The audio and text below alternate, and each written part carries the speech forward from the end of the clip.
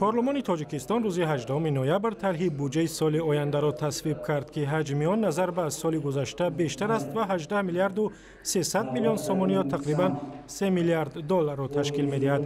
به گفته مقامات سال آینده نیز بودجه کشور خاصیت اجتماعی خواهد داشت و در این سال برای عرصه‌های اجتماعی از جمله معارف، تندرستی، تامین نفقه بیشتر از 8 میلیارد سومانی خرج می‌شود.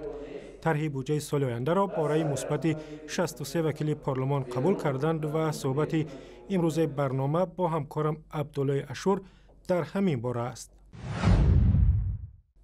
عبدالله، وکیلان پارلمان درباره امکانات اجرای بودجه در سال آینده چی گفتند؟ بله طاهر، با وجود آنکه حجم بودجه در سال آینده بزرگتر می شود، اما وکیلان گفتند که ممکن است حکومت نتواند نشان دهنده های آن را اجرا کند.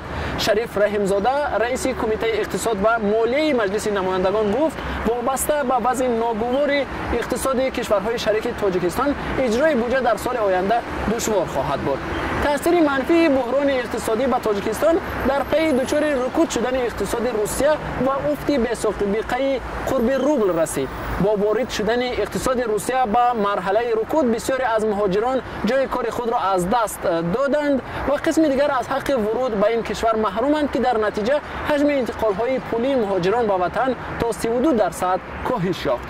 عبدالسلام قربانیان وزیر مالیه تاجیکستان نیز گفت با توجه به این مشکل هنوز مسئله بالا بردن معاش و نفقه در نظر نیست و همه این تصمیم‌ها از چگونگی اجرای بودجه در سال 2016 بستگی دارد.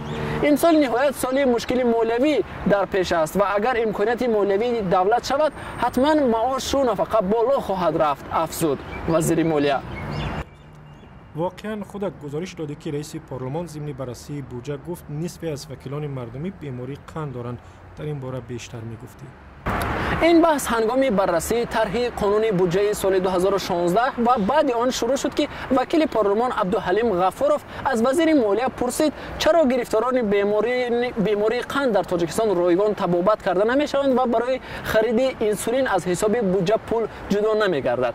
حالا در تاجیکستان به گفته مقامات 34000 بیماران قند ثبت نام شدند که از آنها 3500شان همه روزه به داروی انسولین نیاز داشتند. نسیم جان علیموف معاون وزیر تندرستی تاجیکستان که در این جلسه پارلمان حضور داشت در پاسخ به سؤال وکیل عبدالحلیم غفورov گفت برای خرید این دارو در مجموع 5 میلیون سومانی ضرور است که آنها این گونه مبلغ را ندارند.